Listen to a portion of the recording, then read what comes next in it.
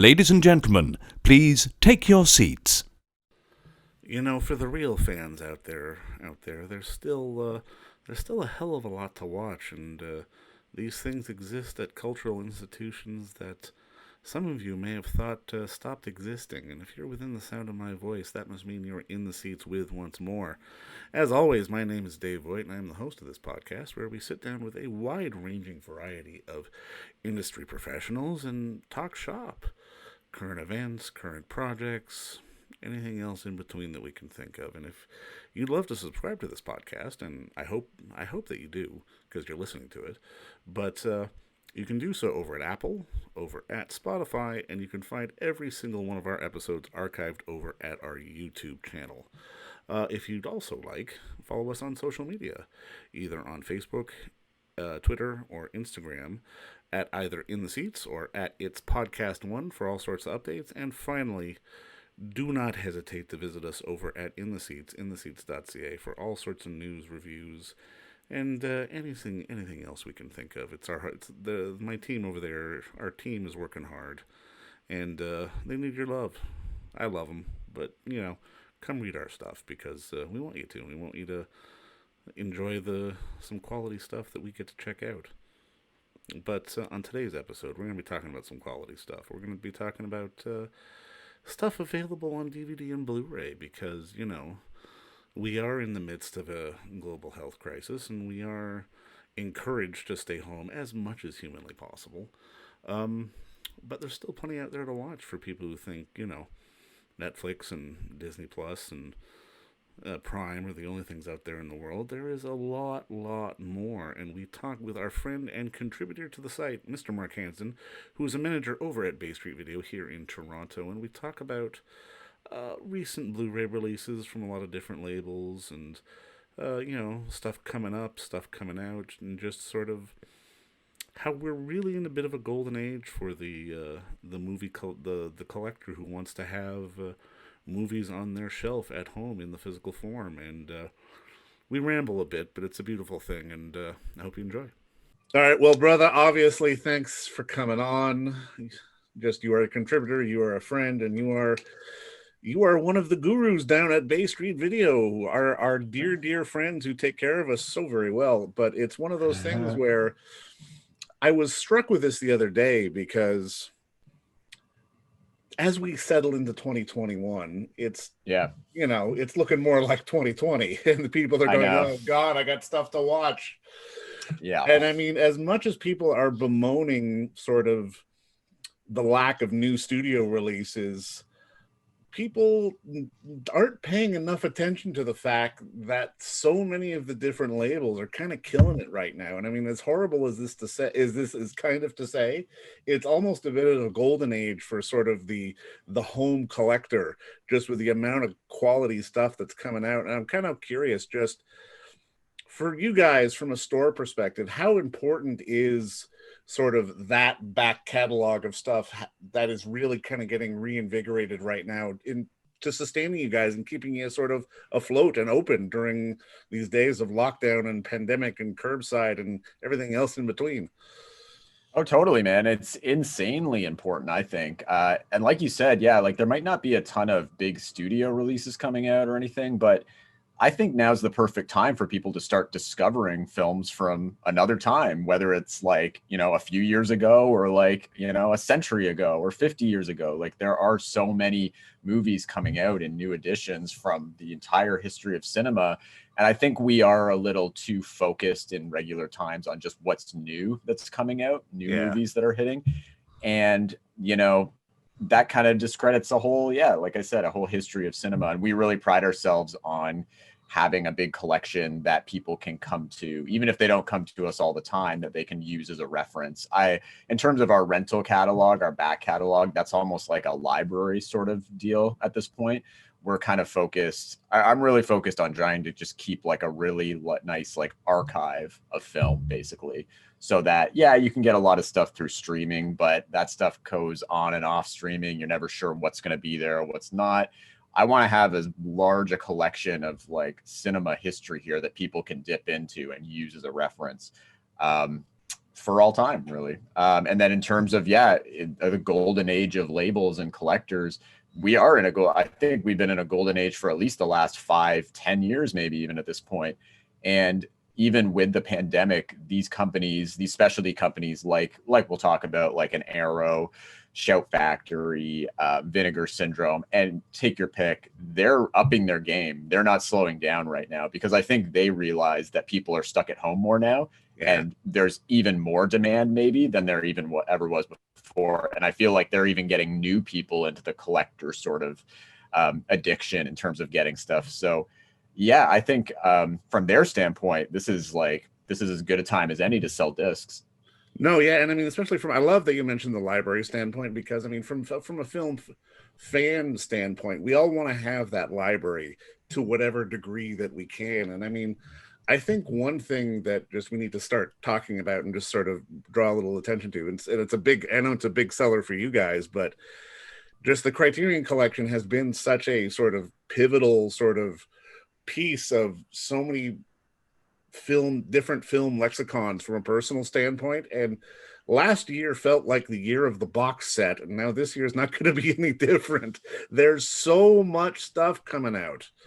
Yeah.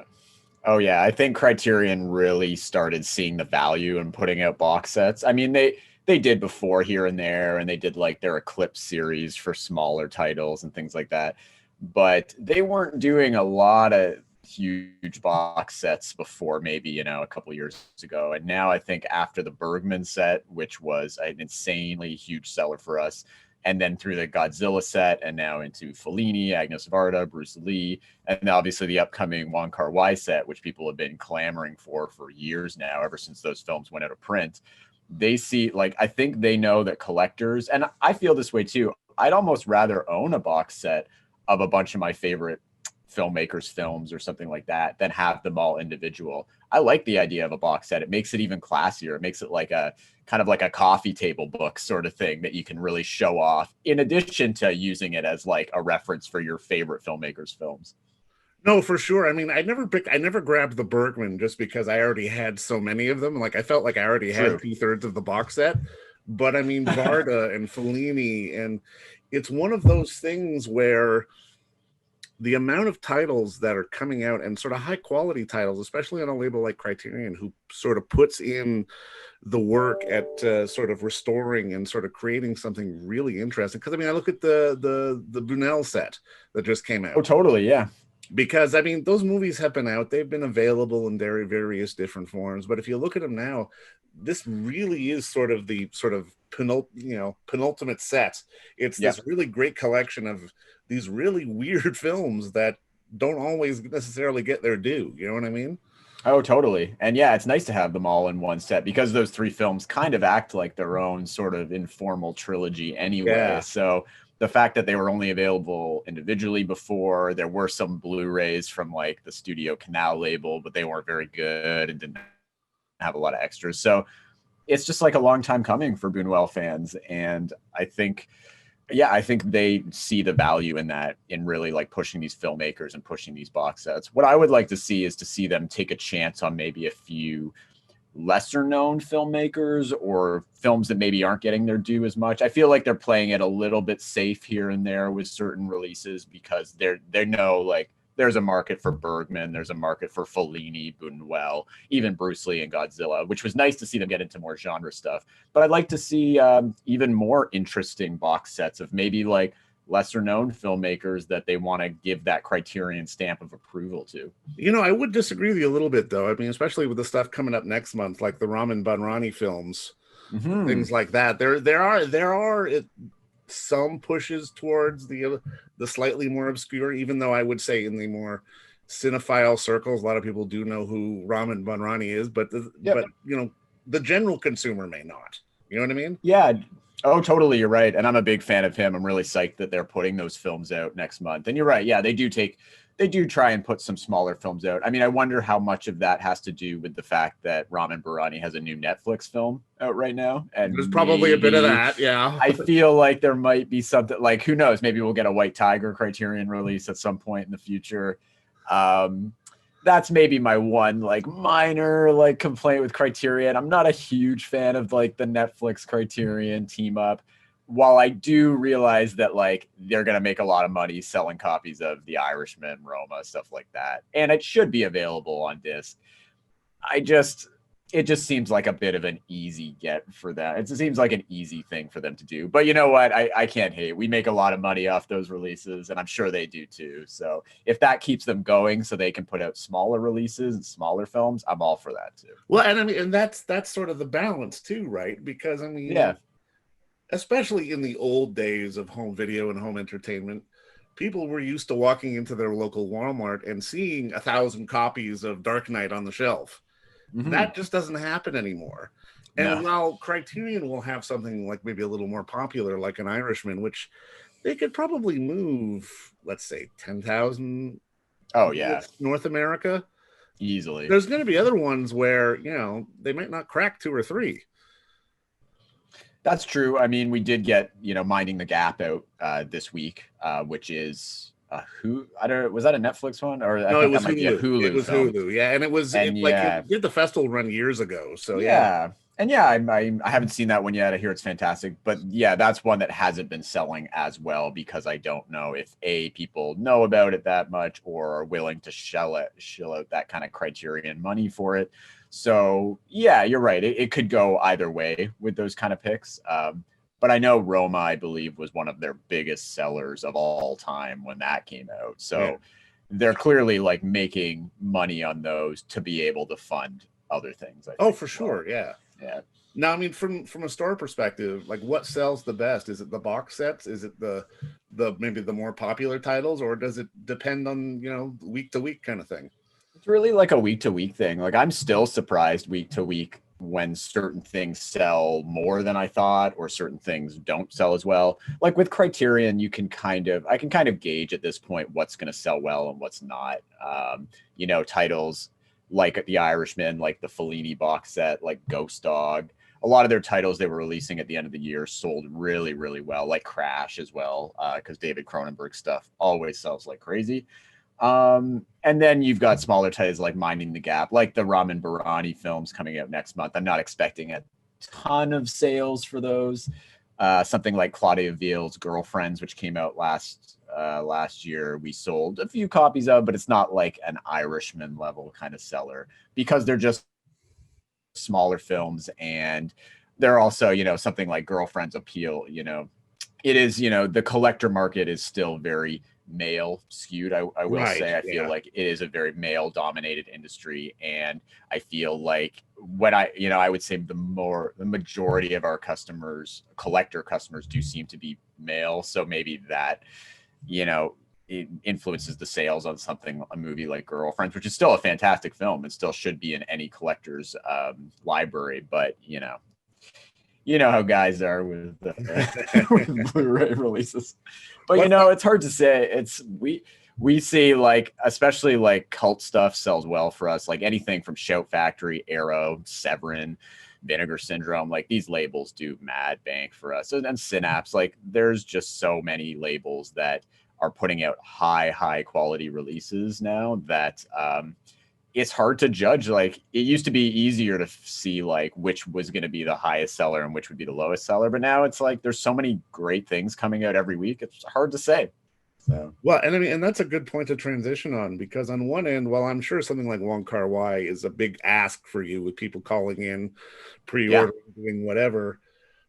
I remember when the Gamera box came out and all the stuff that Arrow was doing, especially at the end of the year and the stuff they're doing even this month. Where really there's a lot of sort of high quality, not just genre, but even art house stuff via the Arrow Academy line with the Survivor Ballads box set as well.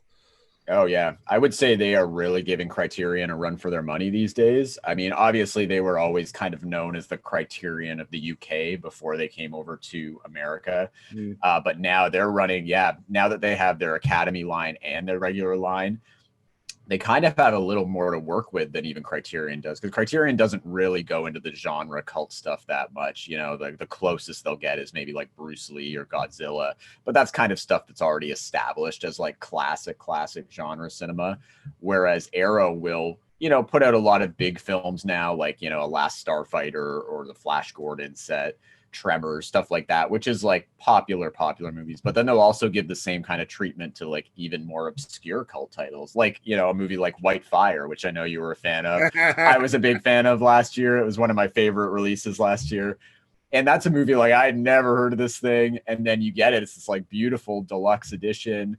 And it's just like a great, hilariously dumb action movie that's like, why do more people not know about and this? It looks shockingly good. And it looks sharp. Yeah, it looks great. So they really, put their all into these releases. They put their all into a lot of like smaller indie movies that come out. They put really nice special editions out of them. And then like, yeah, this month, I mean, it's a huge boon for them to be putting out Southland Tales, right? Which is only grown in cult appreciation since like, again, the last, 10, 15 years.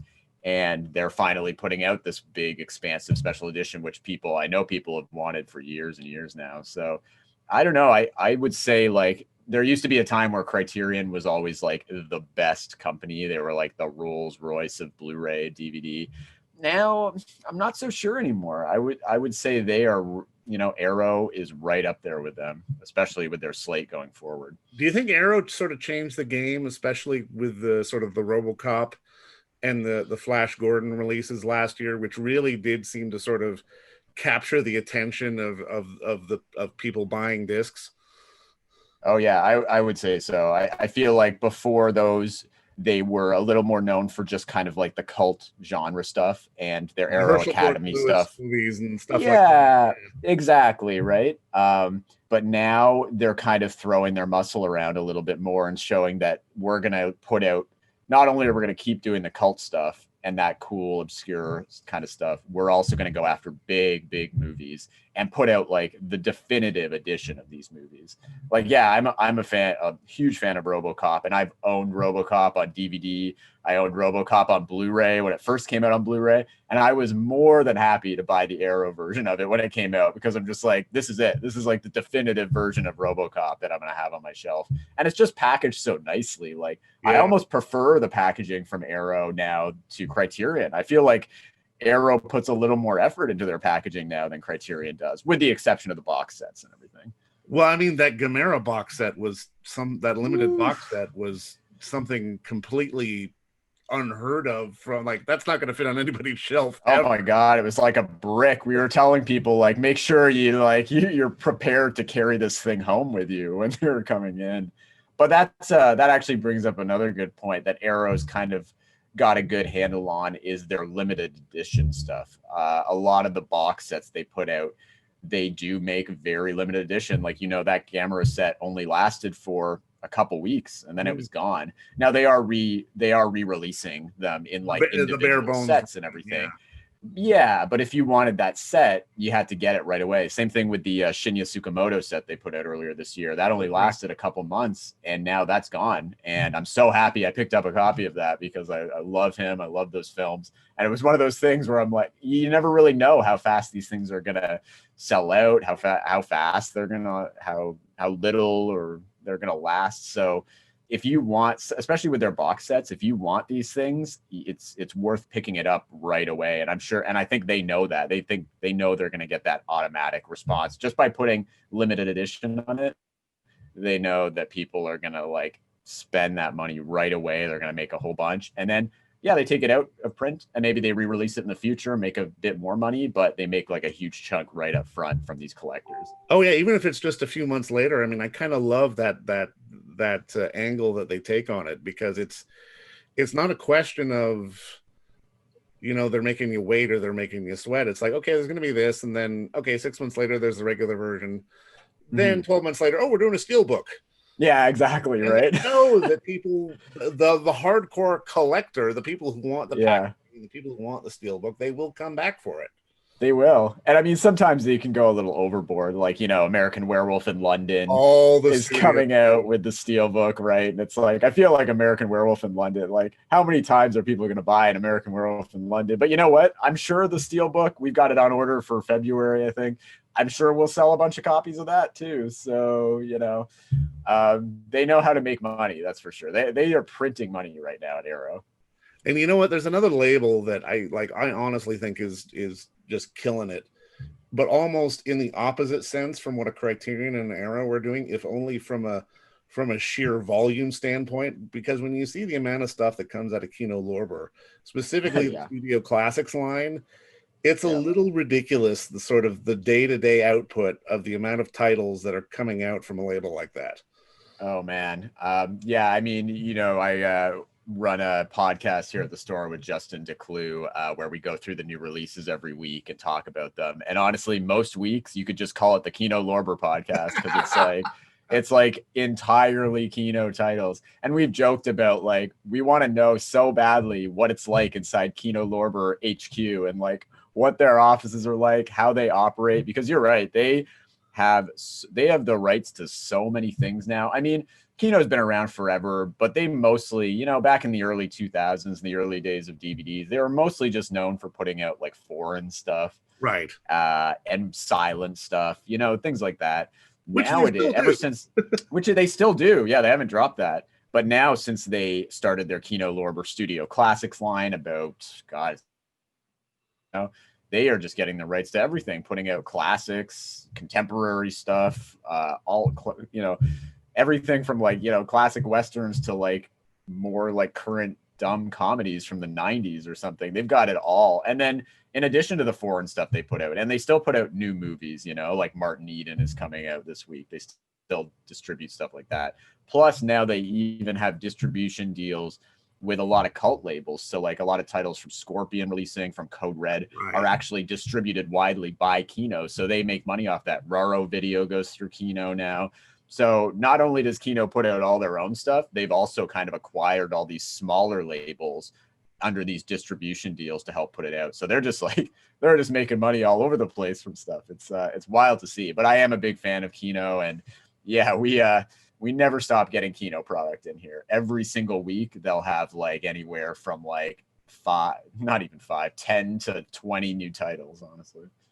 Because I mean, especially with some of the stuff coming up, because I just look at it and it's like there's old Terrence Hill Westerns, there's documentaries, there's I'm on the page right now, so give me The Kid That Stays in the Picture, like that's the first time it's ever going to be on Blu-ray. So exactly, they're getting into that every month. It seems like they've acquired something new, and now they're getting into the 4K game a little bit more, with their release of Mad Max, obviously at the end of last year. And then I know you're excited for the big Spaceballs release coming up, which is definitely a favorite of mine too. So that'll be fun. It's just like they run the gamut from, like everything from classics to foreign stuff to, they even have a deal now distributing the Metrograph Pictures line, which is like really obscure kind of arty documentary stuff like, Downtown 81 or A Bigger Splash, stuff like that, which is also really cool stuff.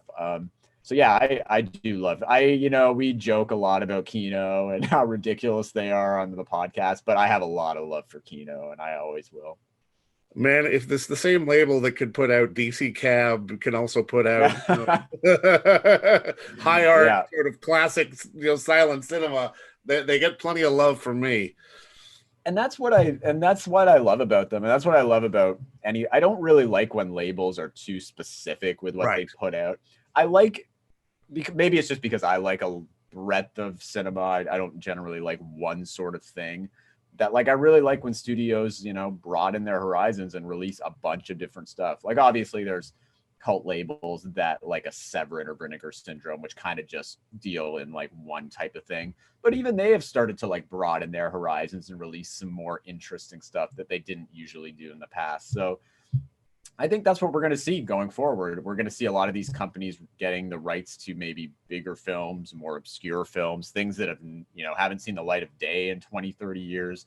And we're just going to keep seeing like an influx of this product coming out. And it's exciting to see what they're going to dig up next, honestly. Well, and I mean, and that's kind of the thing too, because I mean, and especially when people argue streaming versus disc, from a TV standpoint, I get the streaming just because the holy grail of it all has kind of been put out there with the Star Treks and the Batmans, and it's kind of done.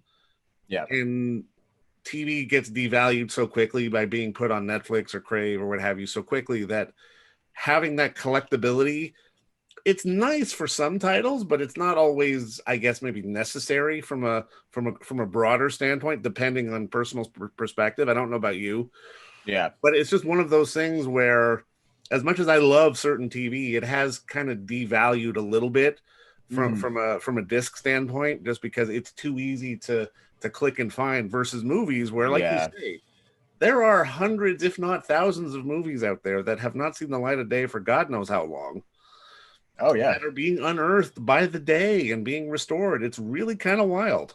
Oh, totally. But yeah, I think you're right with TV. I think TV, even though TV is like more of a prestige thing now, it's still a little bit viewed as a little bit more disposable than film when it comes to like collecting discs. Yeah. Because yeah, I remember a time like, I mean, I've been working in video stores for like pretty much all my adult life. I worked at Rogers Video before this, and I remember a time, and I'm sure you did, when TV on DVD was like the hottest new thing. Like Oh, when totally, they started putting out TV on DVD, like that stuff flew off the shelves. People couldn't get enough of buying any TV show.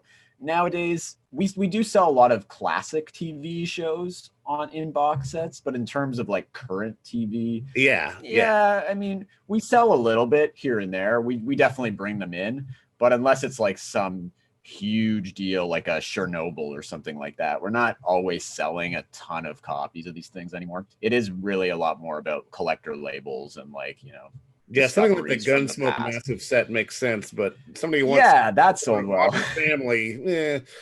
Yeah, exactly, right? So yeah, classic TV will sell well. New TV coming out, not so much. It depends on what it is. And I mean, I love that you mentioned 4K, because I mean that kind of ropes back to sort of the beginning of our conversation, just with the lack of new studio stuff. The studios are still busy. Oh There's yeah. a lot of sort of studio back content that's coming out but being re-released on 4K.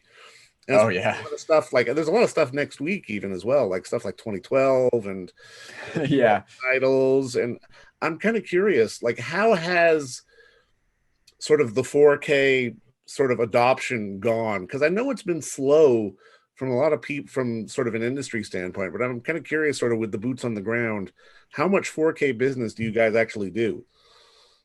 We actually do a ton, honestly. We were skeptical about it at first because we didn't know how many people had the players. We didn't start bringing them out in right away. We waited maybe like a year or so after they started coming out. Before that, we were just special ordering them in.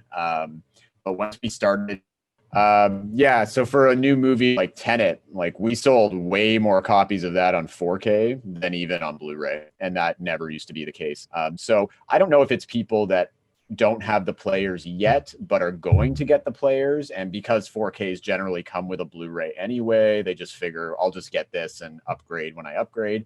Or if a lot of people are just getting 4K setups right now. I don't personally have one, so I don't really know. But yeah, we are definitely seeing, I know studios are hesitant, and I know like Criterion hasn't gotten into it yet, and a lot of people are mad about that. But the market is there. We sell a ton of them. So, even something like Blue Underground started getting into 4Ks this past year and re-releasing a lot of their horror stuff, and those have sold like crazy. So Yeah, that release of Vigilante is just probably one of the more beautiful things I've ever seen, and it is an ugly, ugly movie, but it looks absolutely amazing.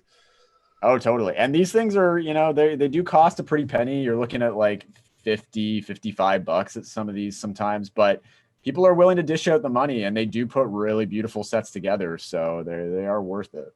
Well, and I mean, and that's one of those things too, because I mean, and especially sort of in the business, like there got to a point from the studio standpoint, it's like, oh, well, I'm not going to pay full retail now. I'll wait till it's in the 2 for $20 pile or yada, yada, yada. Yeah. I think those days are kind of done. Like if there's something you want to get, you better get it now, because it may not come back around. Exactly. Right. At least not right away. You know what I mean? Oh, totally. Yeah, I agree. It is very collector based now. And yeah, like the idea of like a 2 for 20 bin or something, these stores don't even exist anymore. I mean, I guess maybe you'll find it at Walmart or something like that, but Yeah, I would say in terms of new movies coming out, sure, you can wait on those and those will always drop in price and I'm sure it'll be fine. But in terms of these collector things, they usually just stay at the same price. They usually don't kind of get reduced. And then at some point, they might just go out of print and you can't get it anymore. So you missed out. All right, just to put a bow on this, what are you taking home these days? Buddy, well, You're the guy in the eye of the storm, seeing I know. across your desk. I mean, I'm a really big fan of a lot of the stuff Vinegar Syndrome's been putting out, especially their VSA line, which is a special line that basically you can only get through their site or from our store and a handful of other stores throughout North America. They're really like obscure, kind of like cheesy 80s, 90s action movies that are kind of put together in these really nice, like hard box sets. So the last batch we had, one of them was called LA Wars. It's like an early 90s like action movie that is just like the perfect kind of action movie sleaze. I took home a copy of that and finally watched it recently, and it is just perfect. They've also got a new one out now called Action USA, which I know you've seen, I think, yeah. right?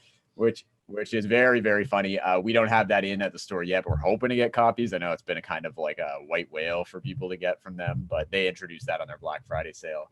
Also, I'm super jazzed about the release of Satan Tango, which is coming out.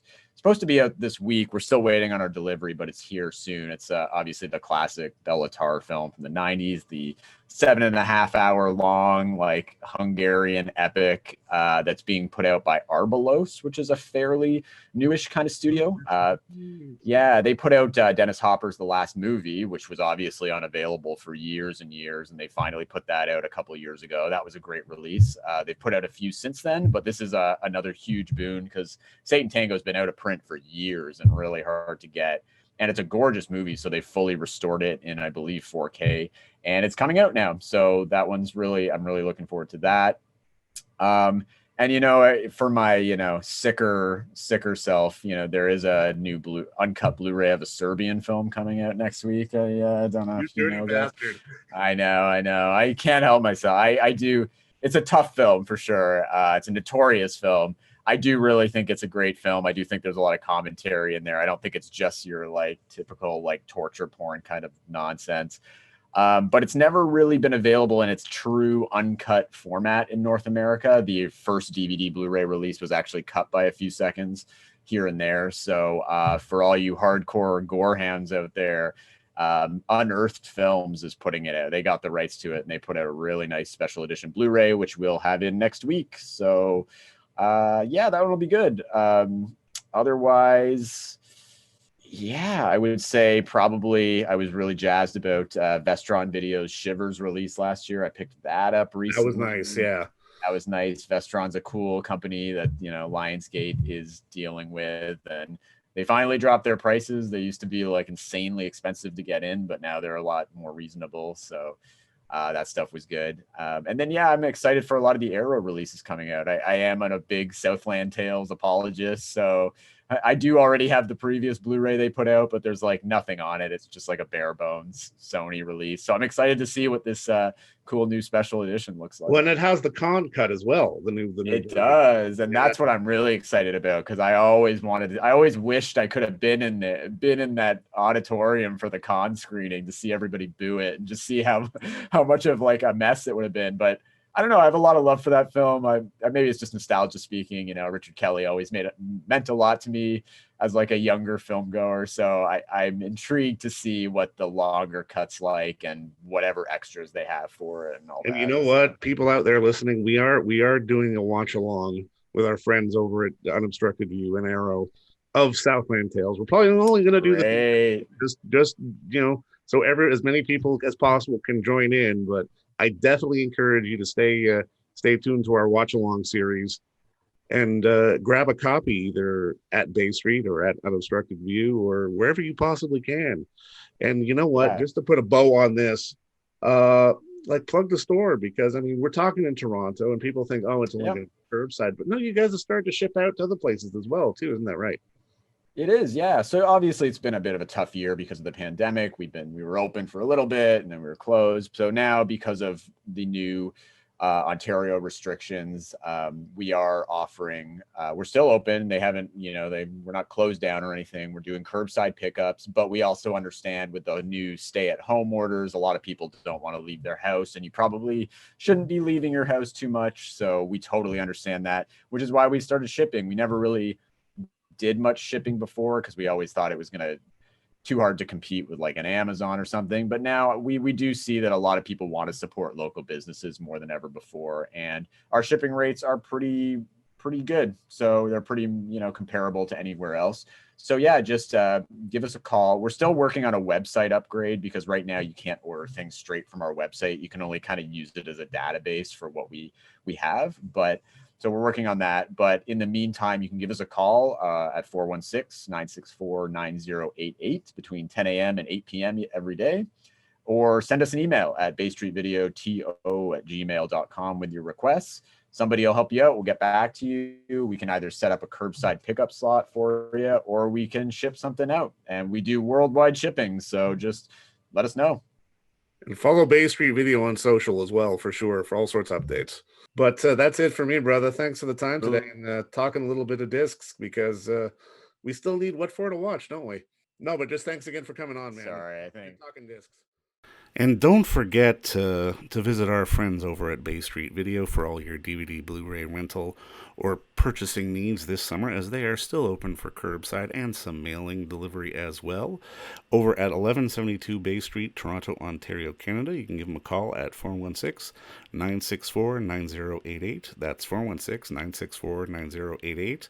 Or send them an email at baystreetvideoto@gmail.com for any of your DVD and Blu-ray needs.